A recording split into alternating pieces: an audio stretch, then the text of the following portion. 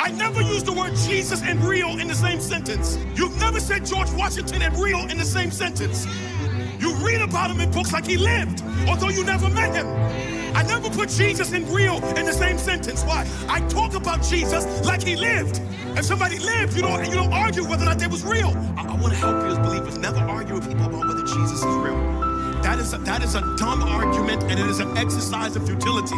Listen to the things we be saying. You be arguing with people, is Jesus real? A dumb argument. Don't nobody argue if Muhammad is real, because there's historicity for his life. We know that he was born and lived in the 600s AD. He died, and there is evidence for his life. You never hear people arguing, is Muhammad real? No, we accept him as a historical figure. Don't nobody argue, is George Washington real?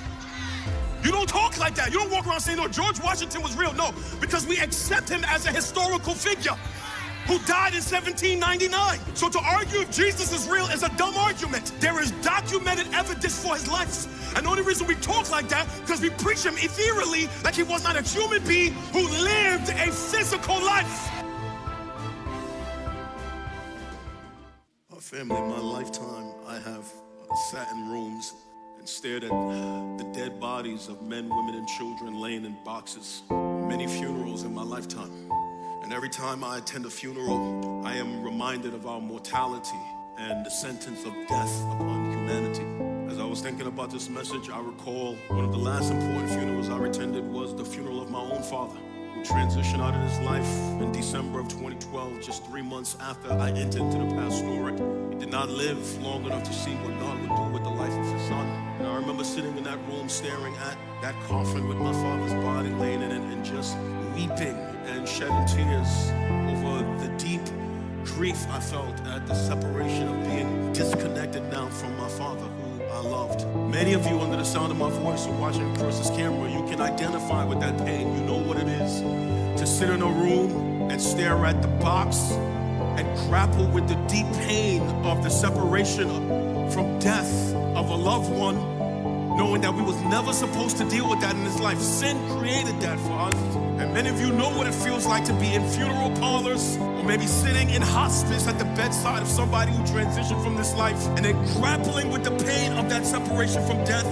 You know what that feels like if you have looked death in the eyes of somebody else who was transitioning out of this life. We know the pain of death, and we understand the sentence of death. We understand there's a sentence that all human beings are underneath that sentence. And in all of my life, I have yet to meet anyone who has come back from a funeral to testify of what life was like on the other side. My father is not here. He is not resurrected from the dead. He is not alive in the earth. And I've never met a person yet, and I say yet, I believe a day will come when that will happen, but I've never met a person yet who has come back from a funeral and have showed up at a family barbecue to testify of what life was like on the other side.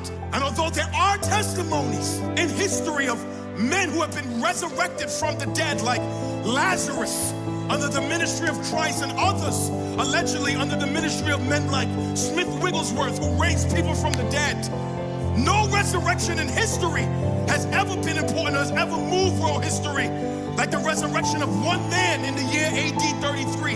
That is the only resurrection in history that has ever affected all of humanity, the resurrection of the Lord Jesus Christ in the 1st century AD. Family, this ain't just biblical history, or this ain't just some empty platitude or sermon. Understand me very carefully, for everyone under the sound of my voice who is a Christian. Without the resurrection, there is no Christianity. Okay, let's be honest for just a moment. The resurrection of Christ is the foundation of all Christian theology. Without the resurrection, there is no Christianity. Without the resurrection, all of these scriptures are in vain. Without the resurrection, Paul says, you and I have believed in vain. If Christ is not raised, all of this means nothing. If Christ is not raised, our gatherings mean nothing. If Christ is not raised, our podcasts and conferences and books mean nothing. If Christ is not raised, I am wasting my time proclaiming the gospel to you. If Christ is not raised, then Jesus is no different than other progenitors of world religions who came, lived, died, and are still dead. The foundation of all Christian theology is not just these 66 books only, family. These 66 ancient documents would mean nothing if Christ is not raised. The resurrection of Christ is the capstone of the single most important event in human history. There is nothing that has happened in human history more important than the resurrection of Christ. For if Christ is not raised, Paul said, we are amongst most people, all people, most miserable. That is, we would have lived this life, we would have attended gatherings, we would have sacrificed, we would have gave offerings, we would have lived sacrificially and labored all of that only to die for a lie.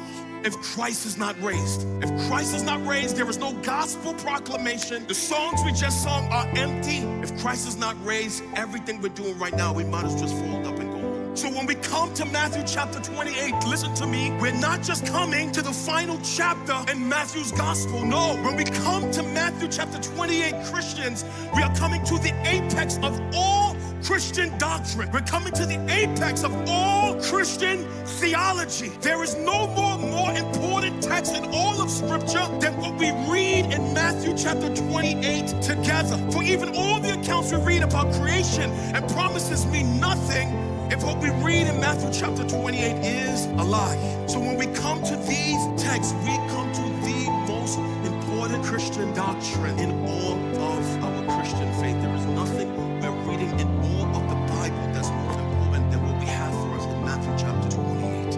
This is the pinnacle of all Christian doctrine. And we as believers can't be running around trying to make arguments for Christianity and don't understand the significance of the resurrection. So I want to reread to you what was read to you last week.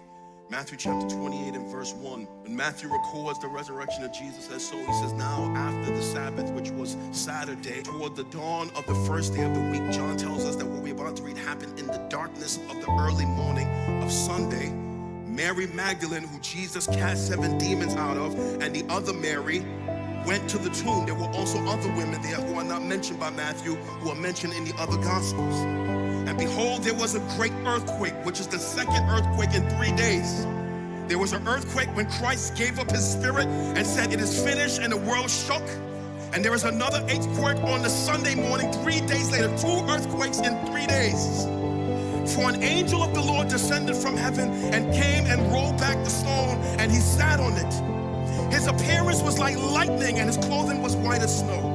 And for fear of him, the gods trembled and became like dead men. But the angel said to the women, do not be afraid, for I know that you seek Jesus who was crucified. He is not here.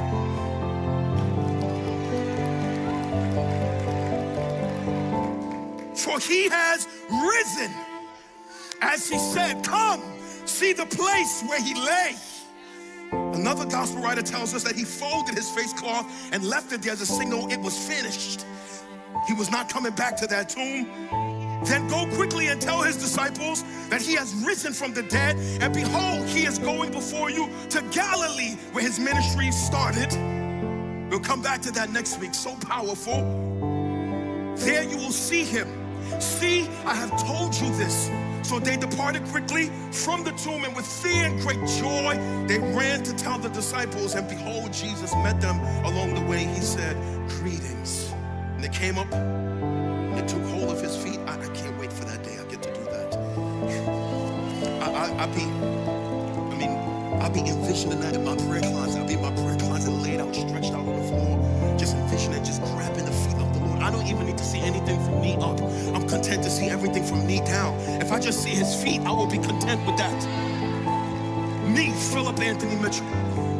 Then Jesus said to him, do not be afraid. Go and tell my brothers to go to Galilee, and I will see them there. Now, family, listen to me very carefully. What I just read to you is the most important event in human history. And as it relates to the historicity of Christ, right, there is no argument there. This is why, like, it really bothers me when when people be arguing whether or not Jesus is real. I want to help you as believers. Never argue with people about whether Jesus is real. That is a dumb argument, and it is an exercise of futility. Listen to the things we be saying. You be arguing with people, is Jesus real? A dumb argument. Don't nobody argue if Muhammad is real. because there's historicity for his life. We know that he was born and lived in the 600s AD. He died around 632 AD, and there's evidence for his life. You never hear people arguing, is Muhammad real? No, we accept him as a historical figure who died in 632 AD. Don't nobody argue, is George Washington real? You don't talk like that. You don't walk around saying, no, George Washington was real. No, because we accept him as a historical figure who died in 1799. So to argue if Jesus is real is a dumb argument. There is documented evidence for his life. And the only reason we talk like that, because we preach him ethereally, like he was not a human being who lived a physical life. I never use the word Jesus and real in the same sentence.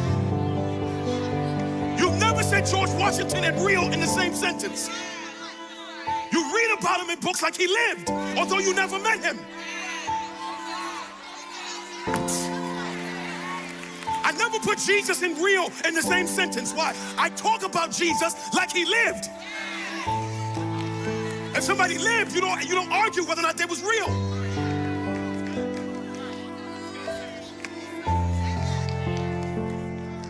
The historicity for Jesus is undisputable.